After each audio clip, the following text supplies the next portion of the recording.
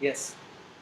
I wanted to ask you, the affirmations aside, what is the primary difference between the breaths in the spiritual breaths and other breaths,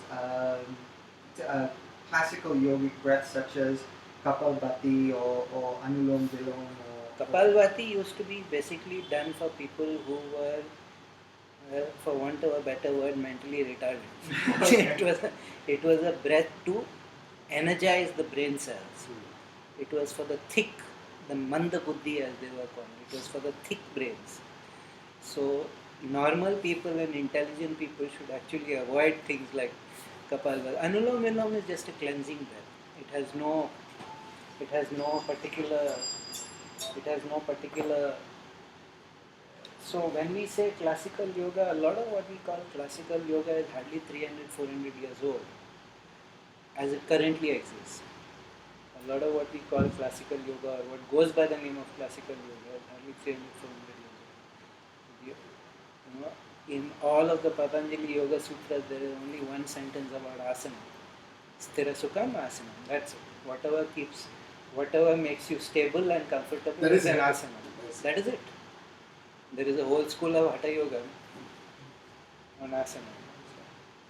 So what we call classical is also a matter of debate. Is also a matter of. So yes, what is the difference between the breaths? And others like Isha or articulating or See, techniques. in the end, all these are sadhanas. In the end, all these are ways of helping you to evolve. In the end, all these are helping you to get in touch with Atma Vichara or whatever you want to call it. It is a way of getting you into touch with that larger consciousness. Now, what is the difference between these two? I think most of the breaths taught today, since they are taught in first of all, this is not an ashram sadhana. This is not a, even though it was taught over 9 months, it was not taught only to monks. It was taught to everybody. It was for a life skill. So that is one of the core. It's not an ashram sadhana because it has no expectations of diet and celibacy and all that kind of stuff. So though John Dingle used to say, do it in the altogether, which means without any clothes. The reason why is because when you do it in the beginning, even today sometimes it happens to me, from the top of my head to the underside of my soles, there is sweat. It just erupts, the body erupts with the. So, in that sense, what most of the processes that are taught today, I really shouldn't be saying this, but okay, let why not, truth above all. Most of the processes are taught so that you go and learn the next higher level, you know. They are not taught so that you consciously evolve or you consciously benefit spiritually. It's a sort of ascending scale till you finally come and do the grand culmination in the feet of the master kind of deal. So it is that you just go step. Well, I'm not saying they are bad processes. I'm only saying that they do seem to be, from classical yogic point of view, they do seem to be slightly incomplete. They do seem to be slightly incomplete, and many of the processes would not do not seem to work for everybody, because every yoga or every breath has a certain aspect. Does it work most on the body? Does it work most on the mind? Does it work most on the emotion? Or does it work directly on the pranamaya kosha? So many of these processes that are being currently taught, I'm not talking about the hardcore yogic schools and the ones who teach under a hardcore yogi. I'm talking about the mass popular breaths. They don't cover all these areas. They either develop the body or they develop the mind or they develop the emotion, or sometimes they develop the mind. And the way it is done also is, most of the people are not adequately trained or prepared to become teachers and mentors. So if something happens, especially a Kundalini eruption happens, the people are basically on their own. It is not true of all organizations, but it is unfortunately true of significantly many organizations. The breaths in this system, the four dimensions are covered: body, mind, emotion. All there are specific breaths targeted at each. So when you do it in time and you do it with practice and you do it over a course of 9 weeks just to learn, it takes you 9 weeks just to learn. After that you practice. So they cover all areas of life. So it is a very integral process. Most of the systems out there today are not what I would call integral. They are not. They benefit. I'm not saying they don't benefit. I would be the last person to say they don't benefit. But, they're not integral processes. And this has, at the end of it, it has a whole different kind of quality of meditation that you need to go into and everything. So it's not like they teach you the breath, they teach you the affirmation and they leave you. They also teach you the meditation.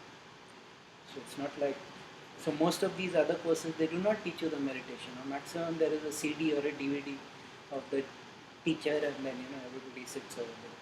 There is no specific meditation you can do by yourself. Or even if there are, I've seen some of them. I've seen most of them actually.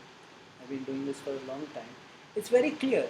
The body-centric people, one particular kind of meditation, one particular kind of course, it would benefit them immensely. So they all end up over there. The emotion-centric people, it would all benefit.